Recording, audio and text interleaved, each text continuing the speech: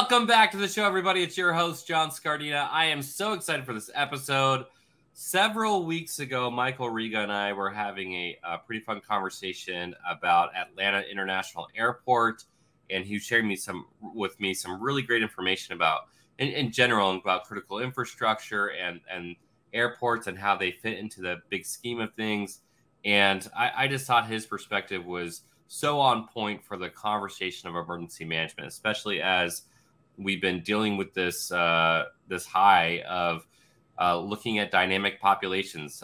You look at an airport, definitely a dynamic population with people in and out constantly, and we would love to explore that more. And so, without any further ado, Michael Rega, who is the emergency planner at Atlanta International Airport, welcome to the show. Thank you for having me. I'm really happy to be here. I'm really happy to have this conversation, and it's something I'm just very passionate about. So if somebody's going to lend an ear, I'm going to take full advantage of it and talk their ear off about it. Well, we can take flight in this episode. Yeah. Oh, gosh. The cheese is already out. So, yep. Let's just talk about, first of all, like who you are and your kind of experiences. How did you get, involved with airports and airport emergency management? So how I really got involved in that kind of goes back to right when I finished in high school. I got into the volunteer fire department, fell in love with it, got exposed to emergency management that way. Was a paramedic for 15 years, both at the county level and even working for Grady, which is the level 1 trauma center here in Atlanta. While I was at Grady, my wife really pushed me to go back to school. I was kind of something I'm very passionate about in itself is people with learning disabilities. A lot of them gravitate towards public safety, and a lot of them are like, oh, I can't go back to school. And I was that person. And my wife was really kind of kicked me in the rear and said, you're too smart to not do this. You need to get back to school. So while I was working at Grady and right at the end of working at the county, and when I transitioned to working at Grady EMS, I was able to complete my associate's, bachelor's, and master's degree in 3 years through Eastern Kentucky. Wow, that's awesome. And I kind of hook, line, and sinker took it, fell in love with the idea of emergency management just from my exposure at the volunteer fire department. And as I was finishing up work at Grady and finishing my master's degree is when COVID happened. And I was working for the specialty care transport team, and I had the opportunity to be the transportation coordinator at the Georgia World Congress Center, which served as the alternative care center in Atlanta for the COVID patients. And that gave me an amazing opportunity in school to use everything I was learning about writing plans, because there was no plans how to do transportation, because the Congress Center was being designated basically as a floor of the Grady Hospital. So anytime patients had to have x-rays or anything, they had to be transported by EMS back to the hospital, back and forth, or even incoming ambulances from outside counties. So I was able to really write plans from scratch, which was an amazing feat in school. And it gave me the opportunity to work with the Georgia Emergency Management Agency, the state, the local public health. So it was a great opportunity in school. And it also afforded me the time to do my Capstone research project, which was in utilizing the dynamic ambulance deployment, their predictive models, to predict the most likely time when hurricane disasters would occur within 1 week. Interesting.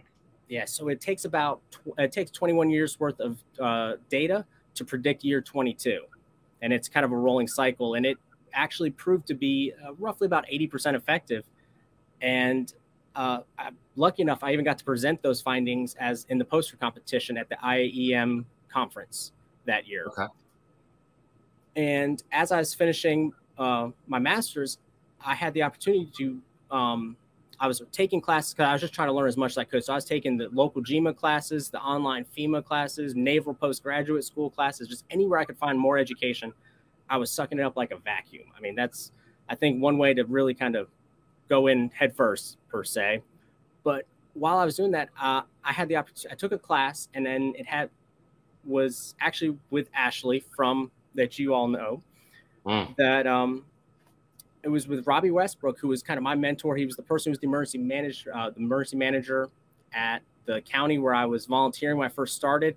And he's always been that person that I looked up to, who's kind of that mentor. So taking the class with him he was working at the airport. He was brought in there to work to help with things.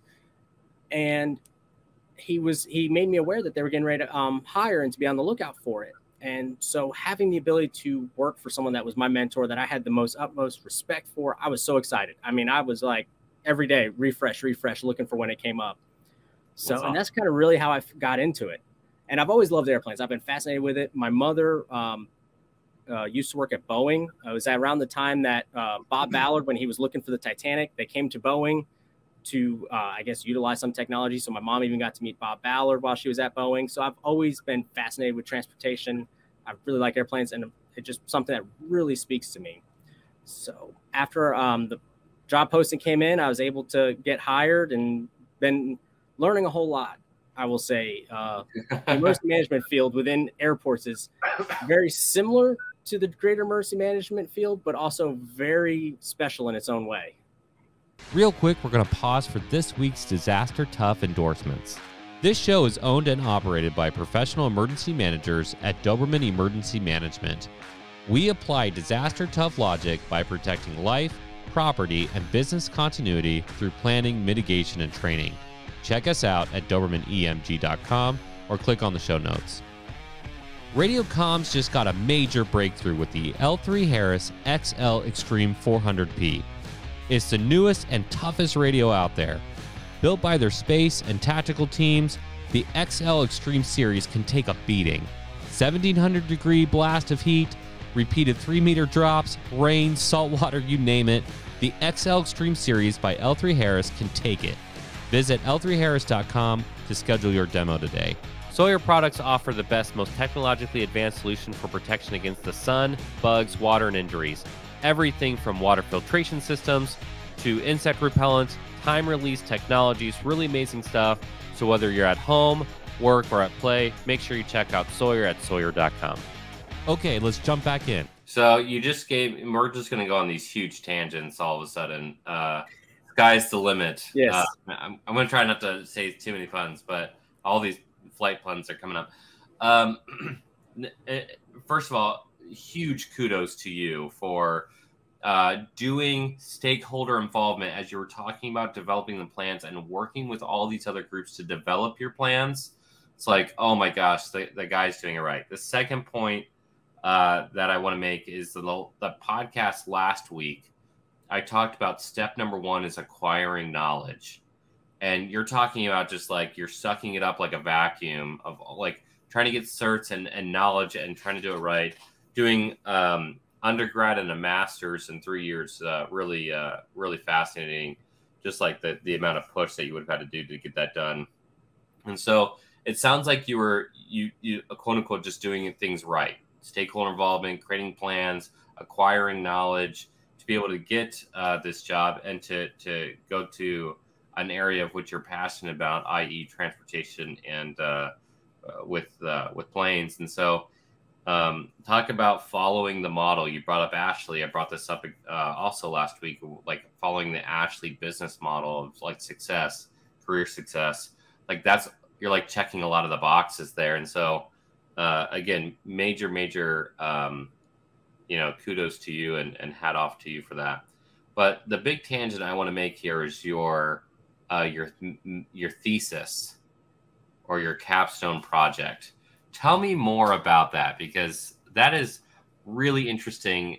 How did you come up with thinking to compare the two? And then what were some of your findings?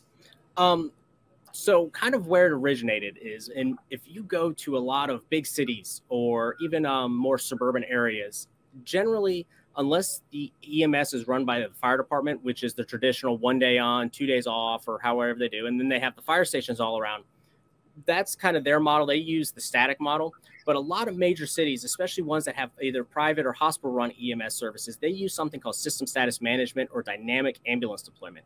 And what that is they look at this. They basically look at the scale of what they need, trucks when they need it, and the time they do.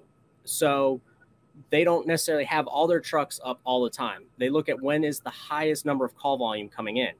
And then they discovered there's a book written about it. I can't remember the exact year roughly when they came up with this, but they started noticing there was a cyclic pattern to it. And then they discovered that they could take roughly 20, I believe it was 21 or 22 weeks worth of data and predict 1 week forward for every hour. So they could take, at 2 o'clock in the afternoon, they could take 20 so odd weeks of that data and predict that next, in theory, that next Monday's 2 o'clock's possible call volume and where it's at.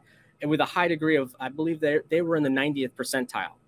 Wow. And that's what most private EMS services utilize. And it allows them to know that they can have, we'll say, 12 trucks running at the highest call volume. But then at night, when call volume is very low, you can scale it back to maybe 6 trucks. Now, I know Michael Brown in his memoir wrote that, the surge is something that you're always going to be battling. So that model is vulnerable in itself to surge, whether, the black swan events per se, we would say.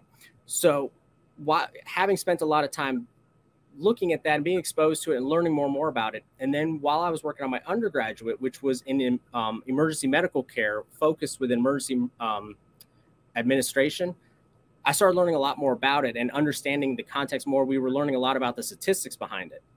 And when I got into my master's, which is safety, security, and emergency management, I looked at, they had a way you could test out, or the Capstone.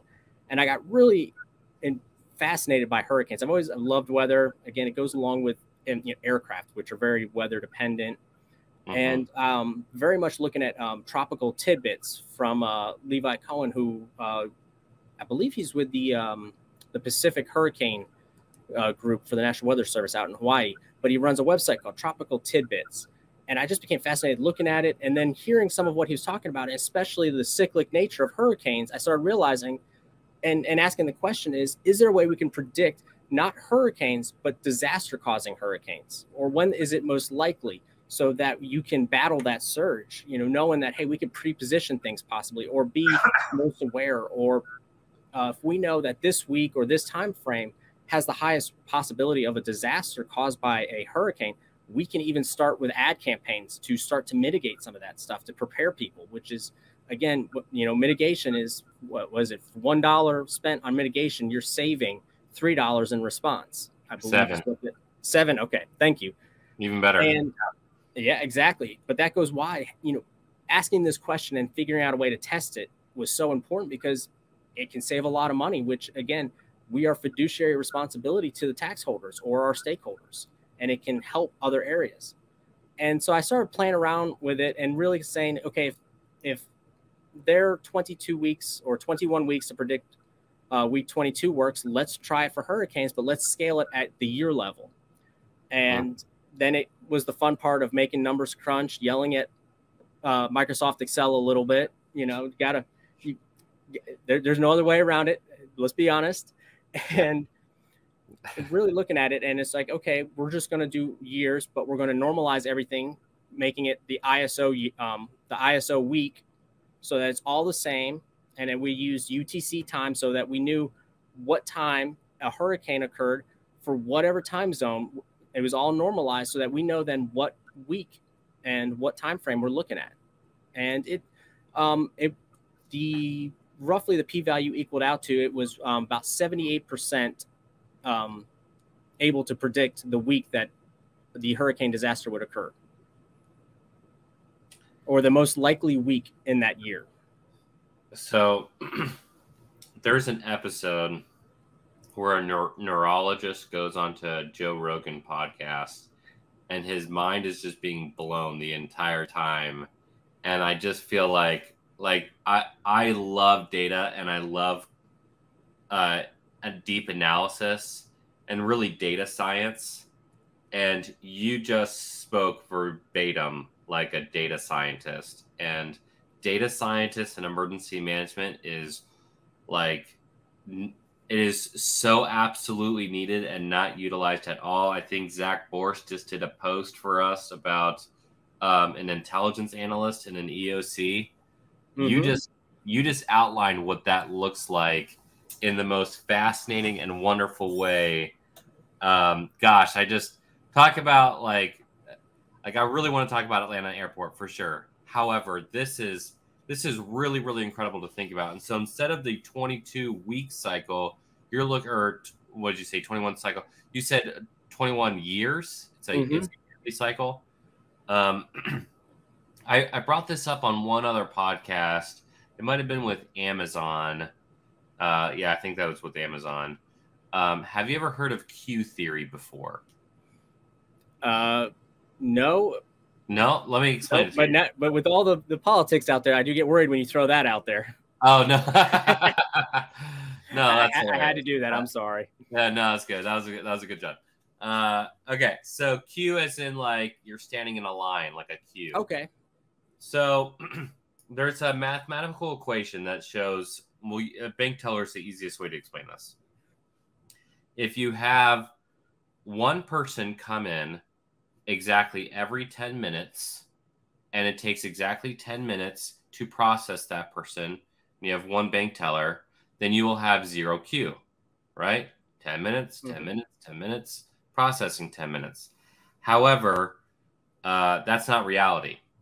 One person will come in, then 3 people come in. One person might take 1 minute, the other person might take 13 minutes. And so there's a mathematical equation to estimate how often people will come in. The problem when people don't understand that, they start looking at staffing, and they say, okay, if I have a queue, or I have 15 people in line, and those 15 people in line, if I hire one other person, then that makes it like kind of, let's say 16 for sake of like 8 and 8, which is also not realistic because you don't literally do every other one, right? Because people take longer and shorter. So if you had one person who takes 10 minutes to process a claim on average, and you throw in the mathematical equation, in real life, just following the math, by the end of the day, your queue will be over 8 hours. In fact, it'll be 8 hours and like 48 minutes long for one person processing. Looking at that math, if you add one other person, just one other person to that queue, the longest wait time you'll have in your queue is 3 minutes. And so, like, looking at staffing, people think, oh, I have this 8-hour queue. I need to hire 50 people, right? We got to, like, just get this way down. But looking at data science, and so thinking of queue as in hurricane queue and staffing requirements, matching that up with the predictive analysis of when you should have staffing, you can figure out not only when you need to ramp up, but how much you need to ramp up. And, the difference between that ramp up and the surge can, gosh, I'm going to like nerd out way too fast here. But just like, it's just really, really fascinating that you did this correlation here. And it's even more fascinating that I have never seen that or anything like it in any disaster planning I've ever been to. We have a lot of playbooks, and we have a lot of like, how much staff do I need for a type 1? Sure. But in terms of like the FEMA reservist program, man, they could really use something like that. Because you just said on the podcast, I'm going to call out anybody at FEMA who tries to take this from Michael Rega.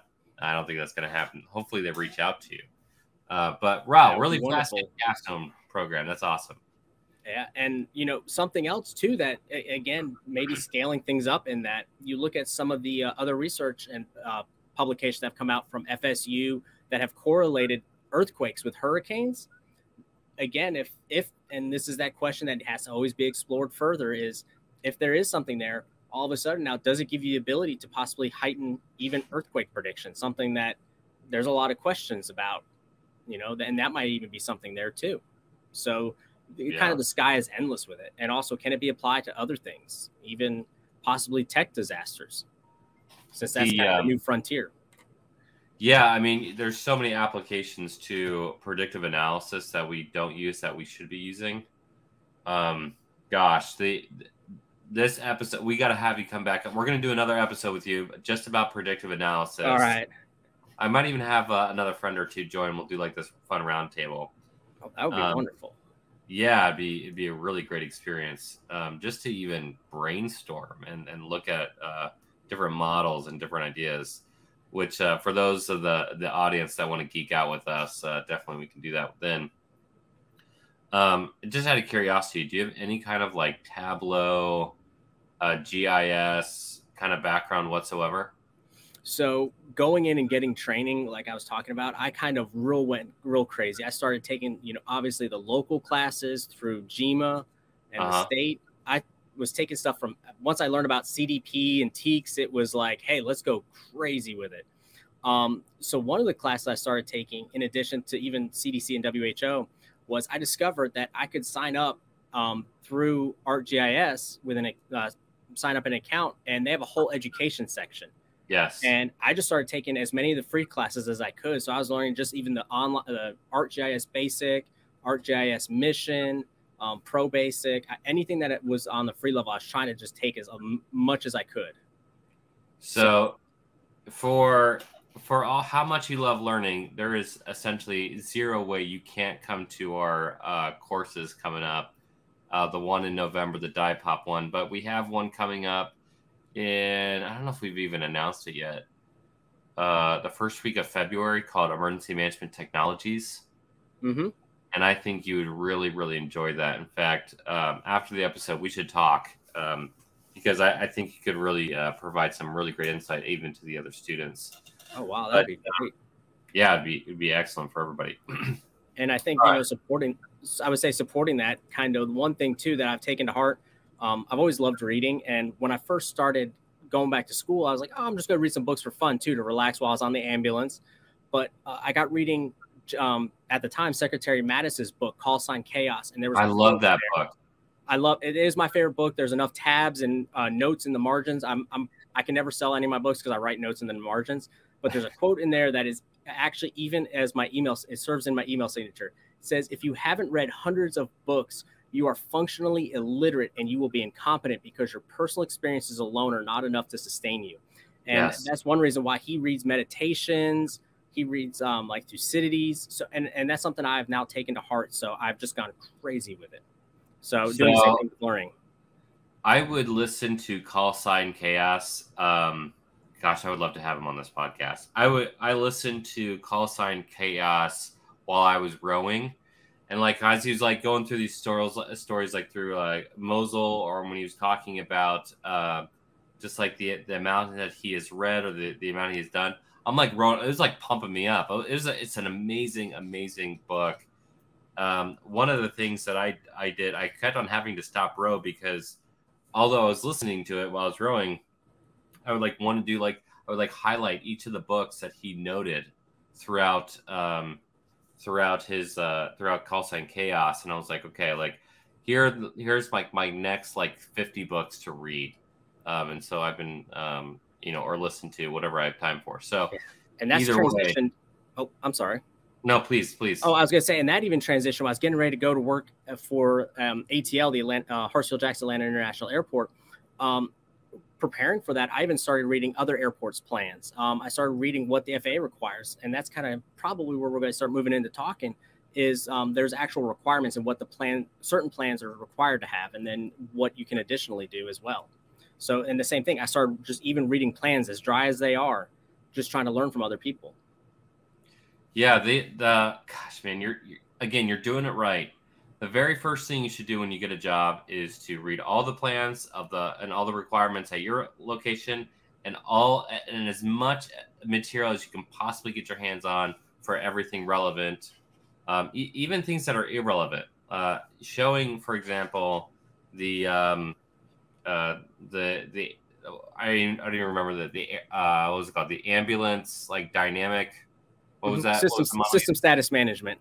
System status management, like even to look at that and to be able to say like, hey, that's, there's so many people that pigeonhole themselves on information and to like, well, this isn't directly within the lane, so I don't need to look at it. Well, you're functionally illiterate because you can't think strategically, you can't think critically because there's no other option for you to learn from. So just really, really fascinating to think about in terms of,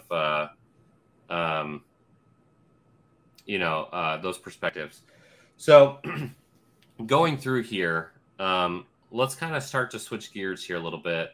as much as I do want to dive down this topic, and like I said, we need to get back on.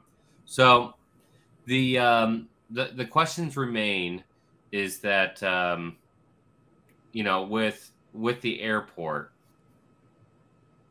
you're fairly newer to the job. It sounds like within the last couple of years.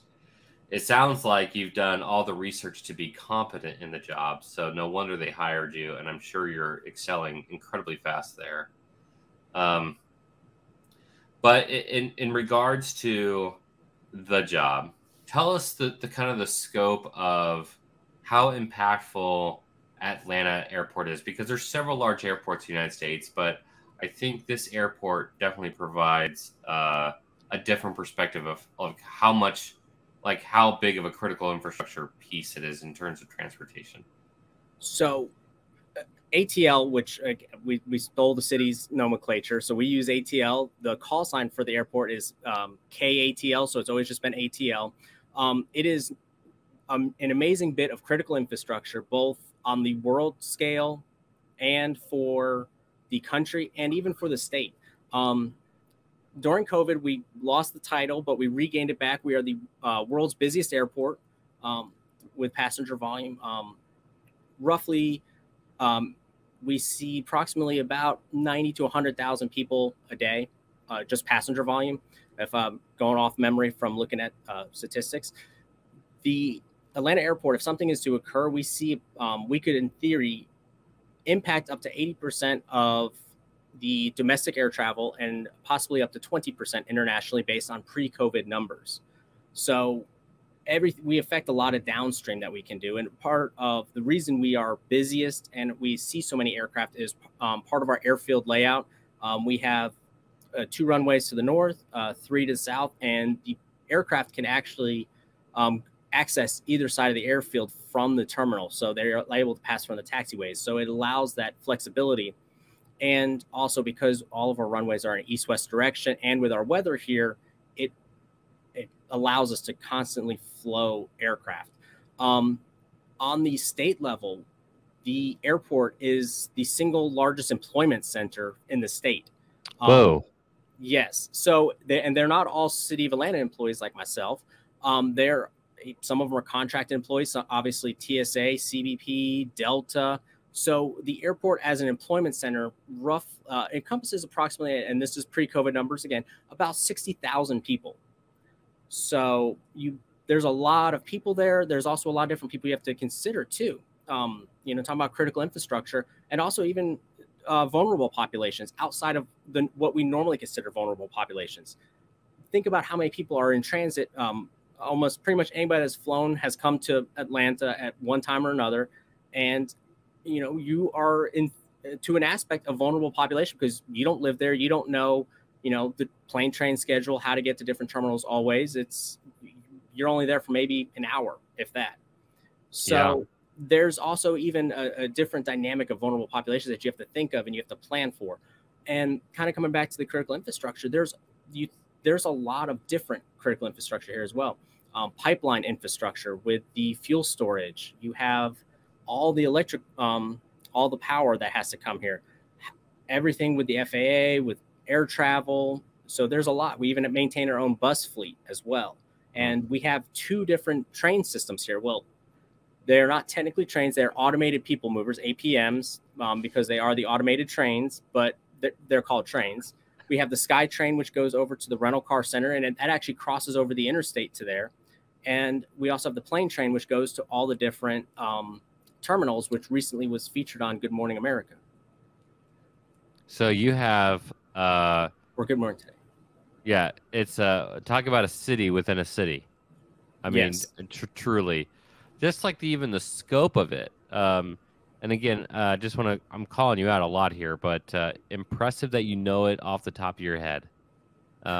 People should understand the scope of what they're working with, and the fact that you're able to rattle that off. So, in terms of the impact of, actually, I want to back up. First of all, a couple thoughts.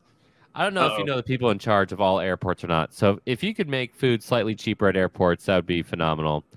But truly, the real problem here is that when you're talking about an employment center, these are completely different companies. You know, people often don't remember that. Like, as you were noting, out of all the different people that are there, you have different organizations who quote unquote own hubs of that airport. You, as working for the airport directly, do you have a coordination stream between Delta and, let's say, Southwest American? Is there like uh, a correlation between emergency managers or security staff to share information, or how does that process kind of work? So again, one of the most important things, it kind of goes back to the most basic thing about emergency management. Building relationships is one of the most fundamental aspects of emergency management. And that's, there is good coordination between a lot of the different airlines with us, and even even with, like, say, drone monitoring with the federal partners. So it's a good coordination. We constantly try to get together. We have training, what we call generally bi-weekly training. We try to have in our EOC, and we actually invite we try to invite a lot of our main partners, whether they're the federal partners, the airlines. So we try to, so we can just meet people and get used to knowing one another. And we'll see sometimes if there was maybe, say, a security threat or something that might be shared. A big thing, and which is very important to us and something that's very pivotal, is a snow or ice event.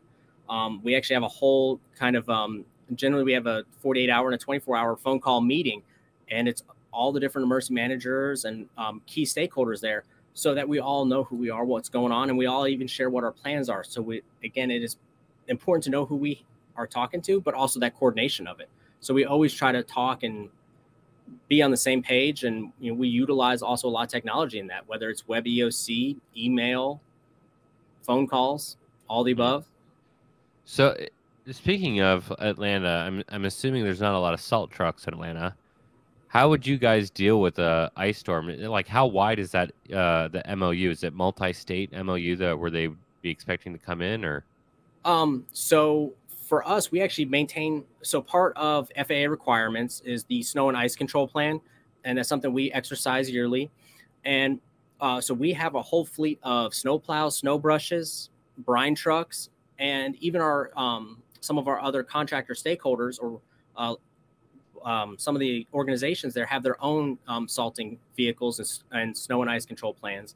So we are essentially self-sufficient from the rest of the area.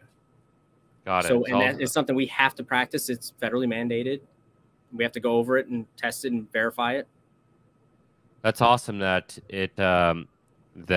you guys can even operate in austere conditions. One of the funny things that you were telling me about a few weeks ago was about a tornado that was on one side of the airport. Tell me more about that incident and the calls that had to be made during that. I think it would surprise a lot of people. Oh, yes. So this was before my time, but it was very interesting hearing about it.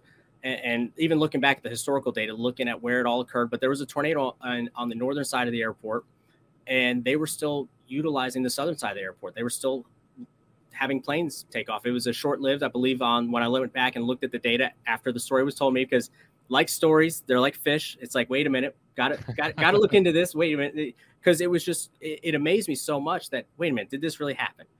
Yeah. And again, we need to learn and always be reading. And so I went back and looked and found out, yeah, there was a little I believe it was EF0 tornado up by the northern end of the airport, and they were still utilizing the southern side of the airport.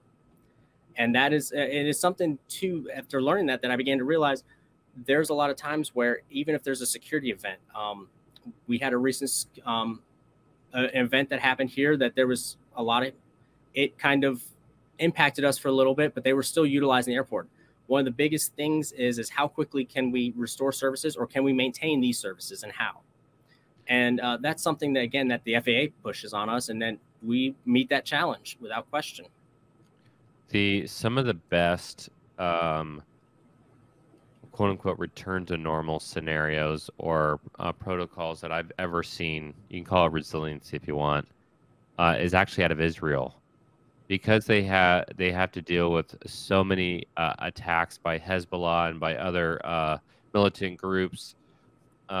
when their infrastructure is impacted, especially the road systems are impacted, their job is to wrap up the entire investigation within 1 hour.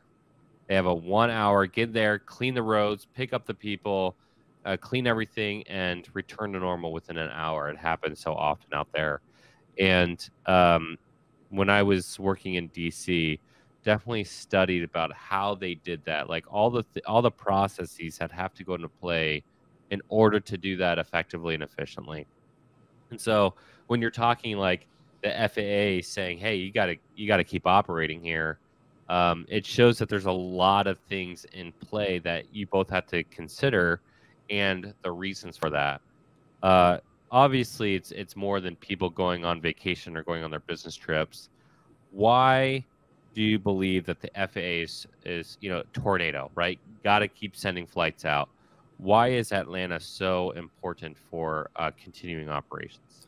Well, when you look at it, especially what we've been experiencing recently, where you hear about recent delays just because of a lot of passenger demand and storms, there's a lot of second and third order effects that can be experienced. And if we'll say like with the weather situation, if you have planes that are in a holding pattern, you only have X number of fuel left before you have to deviate to a backup airport that you've already pre-planned for. So keeping airports open is very important, and especially major airports. If Atlanta goes down completely, how much of air traffic is interrupted in the United States and globally? 80% will be impacted to some degree. 80% of air travel. There was a old funny quote about Atlanta that even when someone passes away, that potentially that they would still might have to go through Atlanta to go to their funeral. It was I saw I think it's on Wikipedia is where they have that quote listed. Oh my gosh! Well, it's just incredible to think about. I felt the same way down in Louisiana looking at their port, because so much of our commodities run through the port in Louisiana. And to think about air travel and obviously more than people, things get moved around, and that airport has to continue to operate. Switching gears here. Oh, sorry, please. Oh, I was it might be the way you might be going when we start talking about the plans and everything. You're talking about the restoration of services and everything. Yes. One thing, the emergency management in the airport side of it, there's kind of two factions of it. One is the airline, the actual aircraft side of it. And then the other side is all of those critical infrastructure stuff. So on the air side, planning is key. And under Part 139, and in there is what's called air circulars, like the bulletins that support all the legislation. It's 150-31C, and it outlines what your base airport emergency plan is going to be, what's in it, how it has to be tested. So in that regulation under Part 139, you have to have a full-scale exercise once every 3 years. And we also do. Then we utilize HCEP. We're big about it. And even in Part 1, under the Air Circular 150, you have to use NIMS. So using HCEP is a no-brainer. Yeah. But we also build up with our tabletop exercises where we make everything progressive to that full-scale exercise. And then that helps to when something does happen, hey, we're ready for it. Now, with the Air Circular, it does kind of outline, your basic things that you have to have: snow and ice control, air disaster, whatnot. So it outlines what you have. And then the FAA actually has to approve that. And it gets reviewed every so often. But then additionally, you can have any plans you want that support that under it. So we have stuff over queue management, like say with critical infrastructure, you look at the SkyTrain, say that goes down. Plan one, how to get people off of it because it is an elevated track, but it also we have the bus bridge service. How are we going to implement the busing of people from the rental car center, since it is over an interstate, back over to the terminal? So we have additional plans, not just what is required either. So, and that's very important. And then practicing those plans. We have our aviation security exercises. We have in our department, we review 3 plans a month at least. So you review 3 plans a month at least. Okay, so what are your I'm gonna have to phrase this in a way that because I think it's important for the conversation, and I think my audience will get this as well. we want to talk about how people can take lessons learned from Atlanta Airport and to apply to them. So, of course, I don't want to ask you something about specific, especially that you shouldn't share out for the public. But in generalities, what are top considerations for emergency management at airports and beyond, using again the ambulance to hurricane kind of thing, even if it's not directly within their lane, that you're like, okay, I've learned this through working within the airport system, that if I go over to public safety or if I go to a campus, these are the things that I absolutely want to address on the plate. Probably one of the best things to do is look at what other tools are being used other places and what can you use there. A lot of times we take and reach out to your expertise, utilize those relationships. Because if you really think about it, what's the main functions of an EOC? Information management and resource management. Okay, let's look at number one, information management. Reach out to the people that know what they're talking about. I am not an expert in transportation, the water system, because the airport has its own water system, power, but I need to build, you need to build those relationships with those people and then find out what works for them, what are their needs, and then how do you fix those?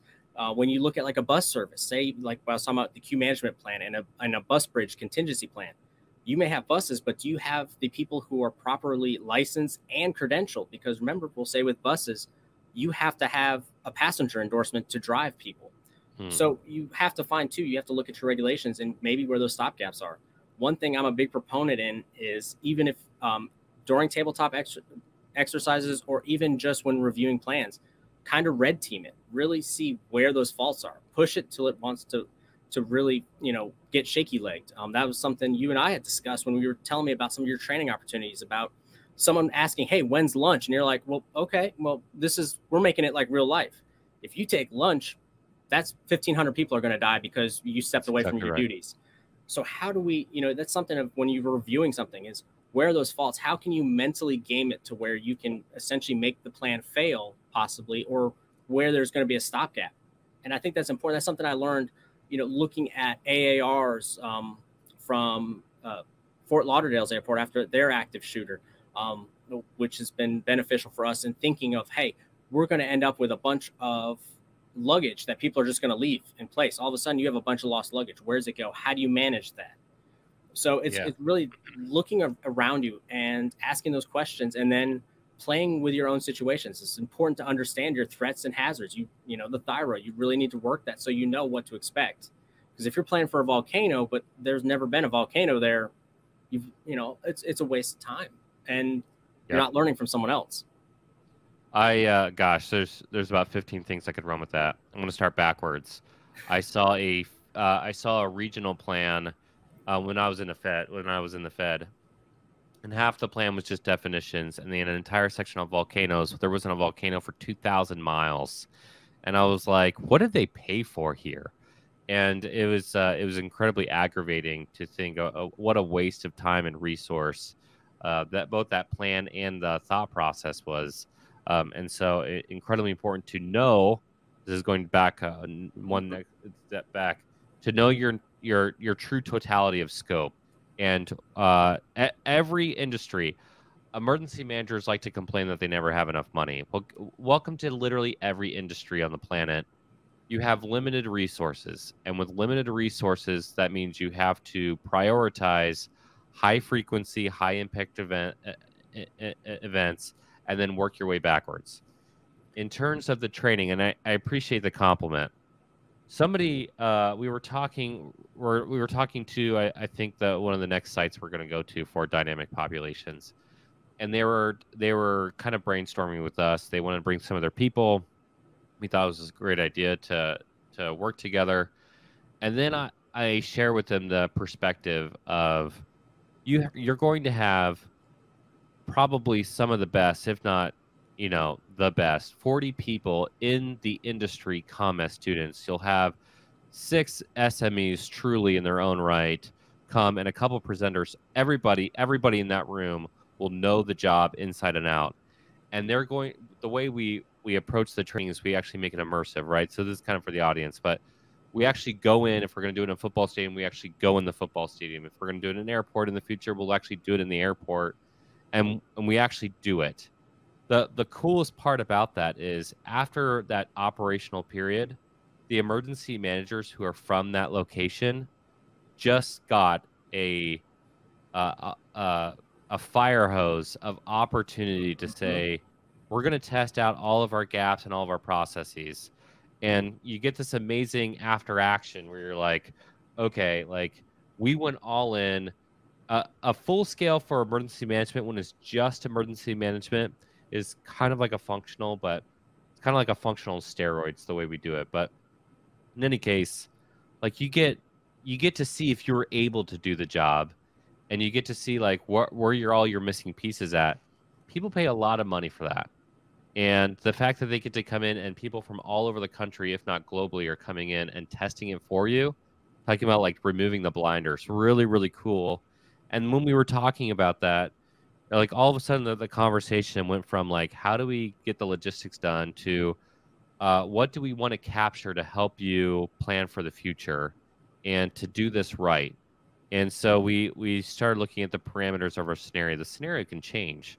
It's really how to address the training model, and it should be immersive. Whatever immersive that looks like, 3-year full scale or functionals or tabletops, but you should have opportunities to quote unquote break the plan, and major kudos to you for that. And so looking at something, that was also not necessarily breaking the plan, but looking at those resources outside of the norm.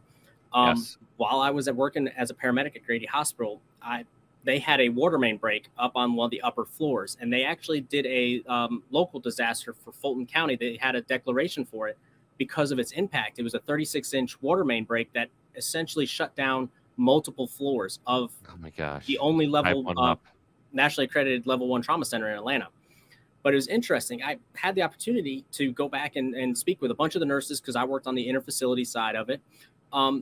Of course, every hospital, they have those little flip charts, code, black. What do you do? Or code whatever. And I'm sure we've all seen those quick reference hand guides hanging on the wall somewhere. And I was so curious because I've always wondered. And I asked the nurses a lot of times, I said, did you happen to use that guide? We spend so much time talking about it, new hire training. Everyone does that. You learn about these. You have little like cards that have the quick sheets on it. And she looked at me, she goes, no, why would I? What would be in that could help me? I said, well, what about flooding? She goes, well, I didn't think about it. It wasn't raining. It was a water main break. But then continuing talking to them, there was a lot that I learned on how they handled the situation based upon their prior knowledge and just experience. And I think that's where it goes into building those relationships. And it's not that being an authoritarian, for anyone that's gone through any basic Psych 101 class where they talk about different leadership types, that's why it's not good to be that authoritarian. This is the plan. You follow the plan without question. No, you should be authoritative. Say, hey, why didn't you use this? Oh, you hear it. And all of a sudden I learned so much based on what she was telling me.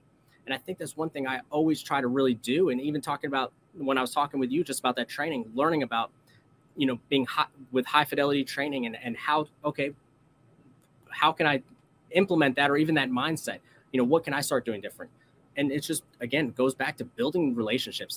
It'll more than it's worth its weight in gold. What's the point of training and exercises if you don't actually get to push it to the limit? Mm-hmm. Right? If you want to I'm not a fan of just like patting yourself on the back. I'm a big fan of let's make this high fidelity, as realistically as humanly possible. And if you succeed, fantastic. But there should be things that you're able to identify. You're like, okay, points of improvement. No one's ever perfect. How do you improve on perfection? How do you improve on getting closer and closer to that? And then reorganize and look at it from different angles, because sometimes you don't know what you don't know. And training exercises should be the opportunity to do that. Chief Walt Lewis, I believe, talked about it either in the podcast or just a sidebar with us, how we often go in there, especially with firefighters, it's everybody always lives. The way we the way we should train is like, talking more about preventable death. And going back way earlier to your comment, yes, somebody complains like, hey, during this exercise, we should all take a break, pause X for lunch. Like, that's not real world. I don't stop in the real world. Sure, you got to eat, you got to live, got it. But in a response, life-saving comes first, and you have to be able to learn to operate in that atmosphere. So I told her it was going to cost her 1,500 lives if they wanted to take a break. She chose not to, by the way. Well, that's good to hear. And she did eat her lunch, so everything turned out all right. Yeah. Well, and for us, I'm lucky enough to have a manager who even he himself kind of implements a lot of that. Under one of our exercises that we had back for the snow and ice control plan, I believe it was, we were in the EOC, we were doing our thing, and he walked in, and I kind of noticed out of the corner of my eye those kind of paramedic spidey senses. It was like, hey, wait a minute, somebody else just walked in the room. The next I knew is he turned off all the lights, and our video wall and everything is controlled by a Crestron system. And he turned everything off, and he said, the power just went out, and the backup generator is not working. What are you going to do? And literally, he turned everything off on us, and it was how quick. And a lot of people stood there for a second, just looking at each other, going, So one thing that came up immediately was, hey, we have a mobile command vehicle that's parked out back on shore power, but it's got a generator. We can go ahead and bring back up our dispatch center. It can hold 6 dispatchers. Bam, let's do that. And it's got a policy room in the back. So, hey, we're up, and we not at 100%, but we're doing something. But in that moment, when you turn off all the lights, you're exactly right. That high fidelity training, it made everyone just stop. And it was a true fight or flight moment, because it took a couple minutes for someone to come up with an idea. Yeah, and those minutes are important. Yes. There's so many disasters I was at where I swore I was out there. I was like, I'd be talking and be like, yeah, I was out there for like probably 3 or 4 months at that point. And then like I'd really have to recall, I'm like, oh wait, that was only 2 weeks in. Yeah. Like it's just like you cram so much into such a little thing. You're talking about power outages. It's kind of a funny side note. My first, big power outage was in terms of EM was at the National Cancer Institute. And myself and the 3 or 4 other people, physical security, we were all anxious. We were like, okay, we got to do this, this, this. And we were running around. And I still remember the director, who was outside of EM, completely EM. He was like, it's just a power outage. Like, it'll come back online. And I had the simultaneous thought, and I think both, it's kind of 2 sides of the coin here. One is we're making your life easy because that's why you don't have to stress about this. So you're fine. The second part of it is like the population that I'm working with here, how actually are impacted on there. Now, if you lose power at an airport, you're hosed. It's big time scare. Mm-hmm. Absolutely. But sometimes I have to realize, like, the same problem is with a friend. Every time it rains, my friend is like on edge. It's like, hey, most people don't care about a rainstorm, like wait for it to become a problem. So it's a way for me to calm down. But in terms of exercises and training, I think that's your manager, whoever your manager is, kudos. This is a kudos episode, I guess. Oh, yes. Gosh, I've said that like 40 times on this episode, but that's excellent. And excellent to like trip people up, make them think critically. Mm-hmm. Critical thinking is hard to come by. Reading helps out with that. Looking at different industries help out with that. Now we're full circle. But Michael, let me just kind of wrap up here. Yeah. You've provided a lot of insight that can help emergency managers, whatever stage they're in, whether they need to read more, which I just did a podcast about that, so I totally agree, or how to do exercise design, the special considerations for airports. Like I said, we probably should have you come back on for a couple episodes. But in terms of your job, your scope, what you're just hoping that the industry in totality kind of latches onto, what is that passion point for you? I would say it's 2 things, and a kind of a shout out to you, because I actually heard it in one of your episodes from Brock Long about one, project management. And if you look at the planning P, that's a public safety picture of project management. It's the same steps, because after I saw your episode with him and he talked about that, I bought a textbook and started reading and realized it's the same thing we learned. One, the project management side of it, because that allows you to organize everything. And then it forces you to realize what you don't know and accept it, and then find the experts and build those relationships. And that's probably those two, building relationships and project management, because that's how you manage the two. Because then you're able to accomplish anything else. Because yes, you may have a relationship with this person and they may not be the expert, but they probably know who to go to. And you can make sure that everything else is getting fulfilled. And that is so important. And just meeting people and always having that Rolodex. People laugh at me. I have an original Rolodex with business cards in it on my desk. Again, redundancy is everything too, is that I know that I can find someone in there that's going to be able to help me or point me in the right direction, even if the power is out. I seriously hope that I get added to your Rolodex of contacts, because I'd love to be able to help you out if I can. And oh yes, you're obviously a wealth of knowledge in your own right, and you've done the work to seriously catch up in EM. Paramedic, firefighter, they understand command and control. You have these wonderful talents with coordinate and collaborate, and you just spoke to it. Seriously, very impressed with what you've done and where you're going. One day you're going to write a book, and I'm going to read that book, and it'll be great things for the field. But Michael, again, thank you so much for coming on the podcast, for sharing a lot of different insights that I think we can all use in the field, and we hope to have you back on sometime soon. I really appreciate it. Thank you. Thank you for having me. All right. If you got something out of this episode, I definitely did. You definitely did. Nobody in the field has been talking about ambulances and looking at cycles and comparing that to hurricanes. So if you got something out of this episode, which you should have, you got to give us that 5-star rating and subscribe. Check us out on all of our social media channels. If you have found something like Michael has, where you're able to articulate and look at different trends and how to compare that, share that with the field. Put that in the comments. Tell your thoughts on this. If you got something out of it, or if you're fascinated by something, also put that in the comments so that Michael or the podcast can respond.